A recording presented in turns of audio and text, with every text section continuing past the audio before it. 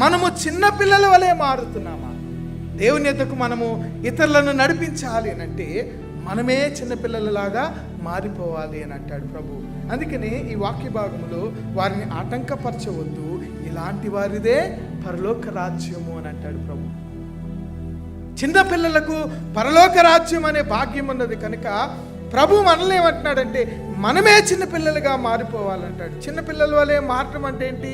పిల్లలు ప్రభు వద్దకు వారు ఏం చేస్తారంటే తమ జీవితాన్ని మార్చబడాలని దేవుని యొద్దకు వారు వస్తారు. వేరొక వారికి ఏ విధముగా కూడా హాని చేయరు. చిన్నపిల్లల యొక్క మనస్తత్వాన్ని మనం ఆలోచన చేస్తే కోపపడరు, వారు హాని చేయరు.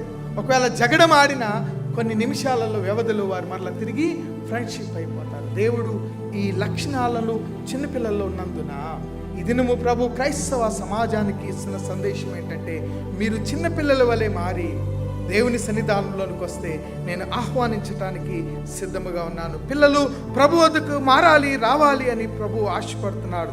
అనగా ఇతరులపై వారు ఏం చేస్తారు? ఎప్పుడు ఆధారపడతారు. వారు అక్కడ తల్లిదండ్రుల మీద చిన్న బిడ్డలు ఆధారపడటం వల్ల వారు ఏం చేయబడ్డారు? దేవుని యొద్దకు నడిపింపబడ్డారు. ఈరోజు నీవు నేను ఎవరి మీద ఆధారపడాలి? దేవుని మీద ఆధారపడితే దేవుడే మనలను తన యొద్దకు నడిపిస్తాడు.